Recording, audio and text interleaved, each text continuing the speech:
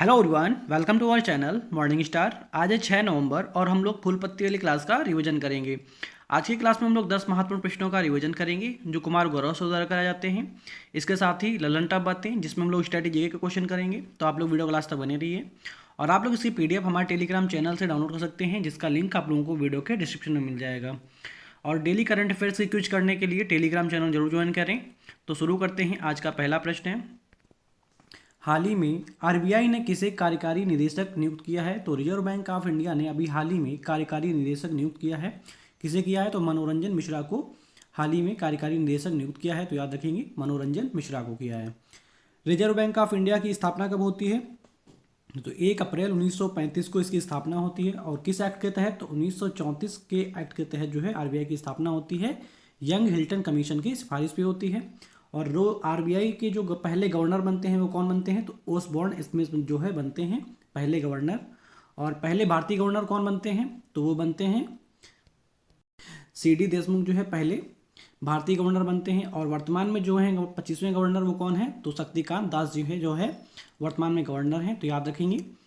CBI के जो संयुक्त निदेशक हैं वो कौन है? तो प्रवीण मधुकर हैं। ठीक है, आईपीएस अधिकारी हैं जो वो जो है संयुक्त जो है निदेशक हैं सीबीआई के। तो याद रखेंगे, प्रवीण मधुकर।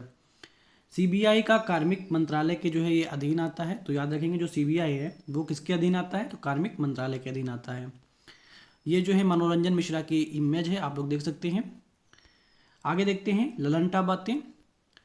तो ऑस्ट्रेलिया की सेंट्रल बैंक की पहली महिला गवर्नर कौन है? तो मिशेल बुलाक है। याद रखेंगे इनका नाम। मुख्य सतर्कता आयुक्त सीवीसी कौन है? तो प्रवीण कुमार श्रीवास्तव जो है मुख्य सतर्कता आयुक्त हैं।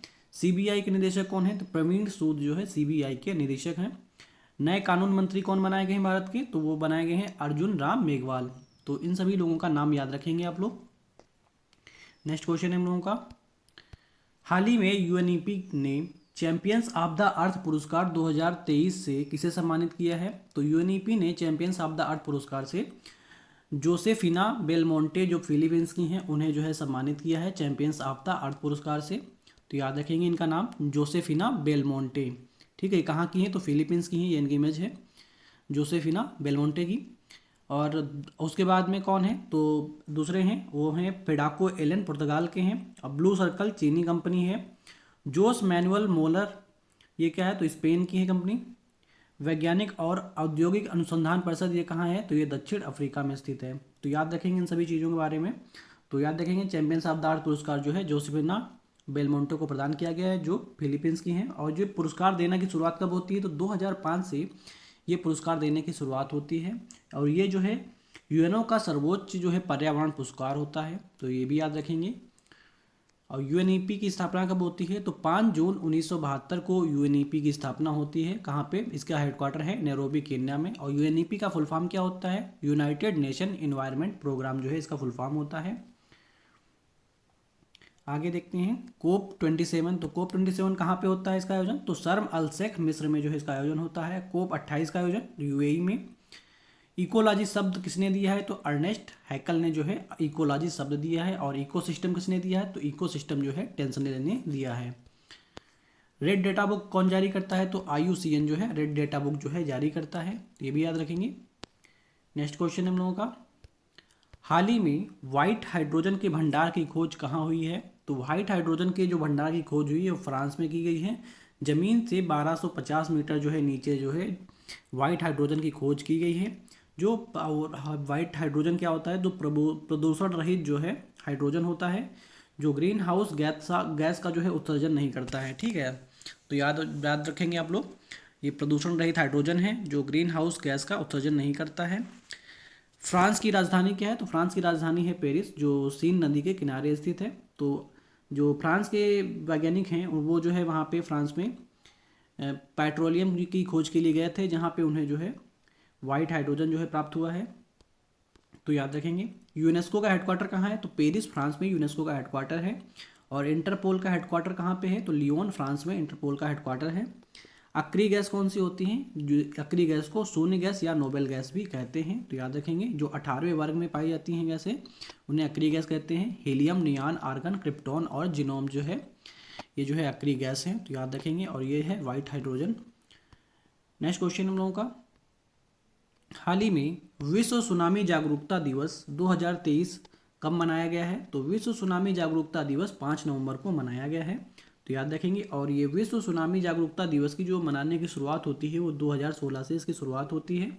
और इस बार की थीम क्या रही है? एक लचीले भविष्य के लिए असमानता से लड़ना जो है इसकी थीम रही है, तो याद रखेंगे एक लचीले भविष्य के लिए असमानता से लड़ना। विश्व बायोस्फीयर डे दिवस कब मनाया जाता है? तो ये जो है 3 नवंबर को बायोस्फीयर डे मनाया जाता है। इसकी शुरुआत 2022 में पहली बार शुरुआत हुई है इसकी, तो याद रखेंगे। और सुनामी को जापान में क्या बोलते हैं? टी सुनामी बोलते हैं, ठीक है, तो याद रखेंगे ये भी। जापान में क्या बोलते हैं? टी सुनामी बोलते हैं। आगे देखते हैं, नेक्स्ट क्वेश्चन देखते हैं। जैव विविधता दिवस कब मनाया जाता है? तो 22 मई को जैव विविधता दिवस मनाया जाता है। ओजोन संरक्षण दिवस कब मनाया जाता है? तो 16 सितंबर को ओजोन संरक्षण दिवस मनाया जाता है। और विश्व पर्यावरण दिवस कब मनाया जाता है? तो 5 जून को विश्व पर्यावरण दिवस मनाया जाता है। और पर्यावरण दिवस का जो होस्ट कंट्री रहता है वो कौन रहता है? तो कोटे डी आइवर जो है इसका होस्ट कंट्री रहता है, तो याद रखेंगे।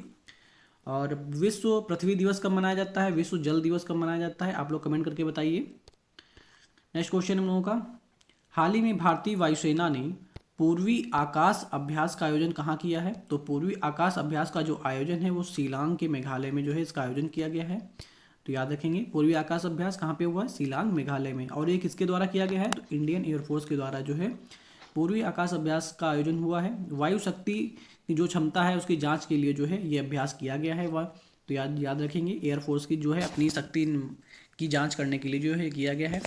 इंडियन एयरफोर्स की स्थापना कब होती है? तो 8 अक्टूबर को इंडियन एयरफोर्स की स्थापना होती है। और इस बार ये सेलिब्रेट कहाँ पे किया गया है? तो प्रयागराज में ये सेलिब्रेट किया गया है, तो याद रखेंगे।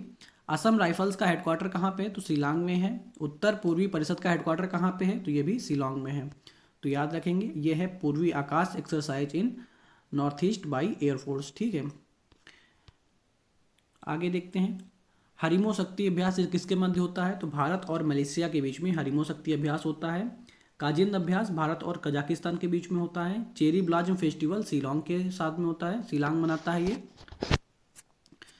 नेक्स्ट क्वेश्चन है, हाल ही में परमाणु परीक्षण प्रतिबंध संधि अनुसमर्थन को किसने वापस लिया है? तो परमाणु परीक्षण प्रतिबंध संधि को अनुसमर्थन को जो है रूस ने वापस ले लिया है। और ये जो है सबसे बड़ा परमाणु शस्त्रों का भंडार है, तो याद रखेंगे।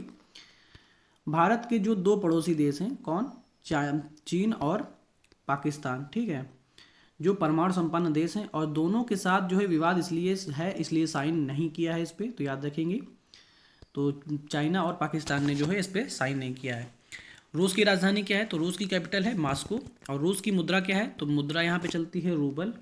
और रूस किस महाद्वीप में जो है स्थित है? तो एशिया और यूरोप महाद्वीप में स्थित है। और यहाँ पे कौन सी झील बहती है? तो यहाँ पे जो है बैकाल झील है, जो सबसे गहरी झील है, तो याद रखेंगे।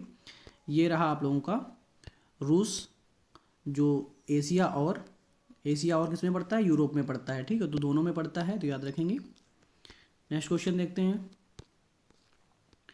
हाल ही में चीन की बेल्ट और रोड परियोजना से अलग होने की घोषणा किसने की है? तो चीन की बेल्ट और रोड परियोजना से अलग होने की घोषणा जो है फिलीपींस ने की है। और फिलीपींस ने जो भारत ने इसे जो है ब्रह्मोस मिसाइल जो है इसे प्रदान की है। और ब्रह्मोस जो मिसाइल है उसका निर्माण किसने किया है? तो रूस और भारत के द्वारा जो है ब्रह्मोस मिसाइल का निर्माण किया गया है। और ये सुपरसोनिक क्रूज मिसाइल है, तो ये भी याद रखेंगे। फिलीपींस की कैपिटल है मनीला। और यहाँ पे ज्वालामुखी है माउंट ताल। और केंद्र कौन सा है? अंतर्राष्ट्रीय चावल अनुसंधान केंद्र यहाँ पे स्थित है। सबसे बड़ा द्वीप कौन सा है यहाँ पे? तो लुजोन द्वीप जो है फिलीपींस में स्थित है, तो याद रखेंगे। और अंतर्राष्ट्रीय चावल अनुसंधान केंद्र कहाँ स्थित है? तो ये फिलीपींस में स्थित है। एनडीबी का नया जो सदस्य बना है वो कौन बना है? तो मिस्र बना है। एनडीबी का नया सदस्य देश मिस्र बना है, तो याद रखेंगे। एससीओ का जो नवा सदस्य देश बना है वो कौन बना है? तो ईरान जो है एससीओ का संघाई सहयोग संगठन का जो है नवीनतम सदस्य बना है ईरान, तो याद रखेंगे। और ये China's one belt one road initiative है, तो याद रखेंगे, जिसमें जो है फिलीपींस ने अलग होने की जो है घोषणा की है, तो याद रखेंगे। नेक्स्ट क्वेश्चन है वो है बेंजामिन नेतन्याहू, यहाँ के प्रधानमंत्री हैं। और यहाँ पे यहूदी धर्म के लोग निवास करते हैं। नेक्स्ट क्वेश्चन है, हाल ही में केंद्रीय वित्त मंत्री निर्मला सीतारमण ने श्रीलंका के त्रिकोमाली में किस बैंक की शाखा का उद्घाटन किया है?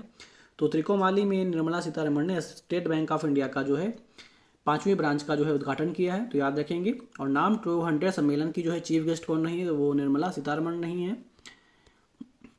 एसबीआई का हेडक्वार्टर कहाँ पे है, तो मुंबई में है इसका हेडक्वार्टर, और इसके हेड हैं दिनेश खारा। और इसकी एसबीआई की स्थापना होती है गोरेवाल समिति की सिफारिश पर इसकी स्थापना होती है। और एसबीआई का जो पहले नाम था इंपीरियल बैंक था 1921 में बॉम्बे, मद्रास और बंगाल से जो है ये स्थापित की गई थी। और आरबीआई की स्थापना होती है 1 अप्रैल 1935 को, राष्ट्रीयकरण होता है 1 जनवरी 1949 को। वर्तमान में जो हेड हैं वो हैं शक्तिकांत दास। नाबार्ड का हेडक्वार्टर है मुंबई में, स्थापना होती है 12 जुलाई 1982 में। और वर्तमान में जो हेड हैं वो हैं केवी साजी। और नाबार्ड की जो स्थापना होती है वो किसकी सिफारिश पर होती है, तो शिव रमन समिति की सिफारिश पर होती है।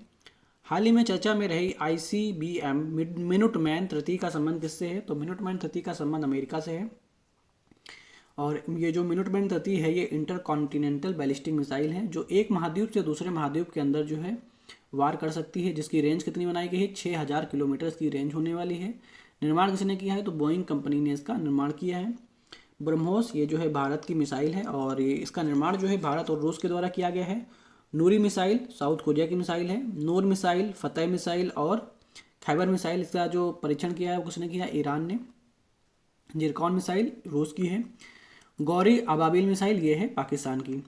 हाल ही में WHO के दक्षिण पूर्व एशियाई कार्यालय का क्षेत्रीय निदेशक किसको नियुक्त किया गया है, तो साइमा वाजिद को नियुक्त किया गया है। दक्षिण पूर्व एशियाई कार्यालय की क्षेत्रीय निदेशक साइमा वाजिद को किया गया है, जो शेख हसीना की पुत्री हैं। इनका जो कार्यकाल है वो 1 फरवरी 2024 से इनका कार्यकाल शुरू होगा। WHO की स्थापना कब होती है, तो 7 अप्रैल 1948 को WHO की स्थापना होती है। हेडक्वार्टर है जिनेवा में। और वर्तमान में जो हेड हैं वो हैं डॉक्टर टेड्रोस एडानम, जो है इसके वर्तमान में हेड हैं। नाइट फ्रैंक के prime global cities index Q3 में शीर्ष स्थान किसे प्राप्त हुआ है, तो मनीला फिलीपींस को जो है Q3 में जो शीर्ष स्थान प्राप्त हुआ है। और ये रिपोर्ट है जुलाई, अगस्त, सितंबर की रिपोर्ट है। जारी करने वाली संस्था है नाइट फ्रैंक, तो याद रखेंगे। आवासीय संपत्ति जो महंगी हुई है, पहला स्थान है मनीला फिलीपींस का, दूसरा है दुबई UAE, तीसरा है संघाई चीन, और चौथे पे है मुंबई भारत। और जो दिल्ली की रैंक है 10वीं रैंक है।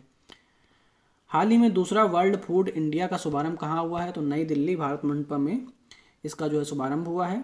और जिसका शुभारंभ जो है प्रधानमंत्री मोदी जी के द्वारा किया गया है, ये उसका दूसरा क्रम है। आयोजन जो है खाद्य प्रसंस्करण मंत्रालय द्वारा इसका आयोजन हुआ है। और इसका आयोजन क्यों किया गया है, भारत को विश्व की खाद्य की टोकरी बनाना जो है इसका उद्देश्य है, इसी कारण से बनाया गया है। भागीदार देश जो है नीदरलैंड बना है। फोकस कंट्री जापान रहा है। 2023 बाजरे का अंतर्राष्ट्रीय वर्ष है, मिलेट्स घोषित किया गया है जिसे मिलेट्स वर्ष।